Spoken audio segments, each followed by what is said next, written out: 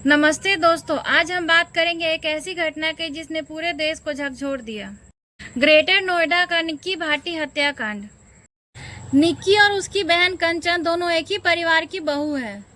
निक्की के साथ हुए हादसे के बाद कंचन ने बताया कैसे 28 साल की निक्की को उसका पति विपिन, सास, ससुर और जेठ दहेज के लिए प्रताड़ित किया करते थे। कंचन का कहना है कि 21 अगस्त 2025 के दिन निक्की को पहले पीटा गया, फिर उसे जला दिया गया और इन सारी घटनाओं को कंचन ने अपने मोबाइल में रिकॉर्ड किया, जो सोशल मीडिया पे वायरल है। पर सोचने की बात यह है कि क्या निक्की भाटी का केस सिर्फ एक हत्या की कहानी है या दहेज जैसी सामाजिक बुराई का काला सच है।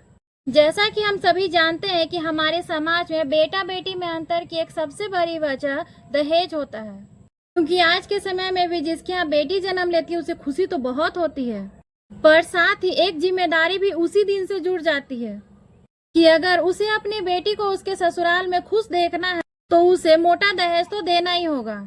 और इस बात को अच्छे से सिर्फ वही माँ बाप जान सकते हैं जिन्होंने बेटी को जन्म दिया होता है।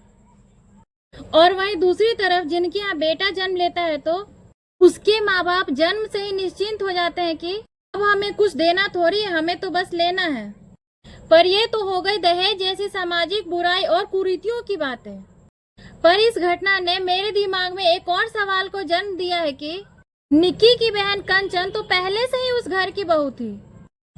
अगर उन्हें दहेज लेना ही था तो वो दोनों बहन को दहेज के लिए प्रताड़ित कर सकते थे, मगर उन्होंने सिर्फ निक्की को ही दहेज के लिए क्यों प्रताड़ित किया। मुझे लगता है कि ये दहेज के साथ साथ एक्स्ट्रा मैरिटल अफेयर का भी मामला है, क्योंकि निक्की के पति विपिन की एक्स्ट्रा मैरिटल के वीडियो पहले से ही सोशल मीडिया पे वायरल है। हो सकता है कि इन्हीं सब कारणों की वजह से उनका रिलेशनशिप टॉक्सिक हो गया हो और फिर उसका परिणाम कुछ इस तरह से सामने आया।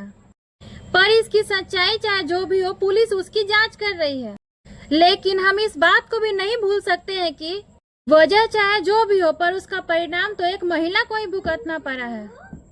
इसलिए हमें मिलकर ऐसी घटनाओं के खिलाफ आवाज उठानी होगी। आप सबका क्या सोचना है इस घटना के बारे में? क्या निक्की को इंसाफ मिलेगा? आप सब अपनी राय मुझे कमेंट में बताएं और अगर अभी तक आपने हमारे चैनल को सब्सक्राइब नहीं किया है तो सब्सक्राइब करके जाइए।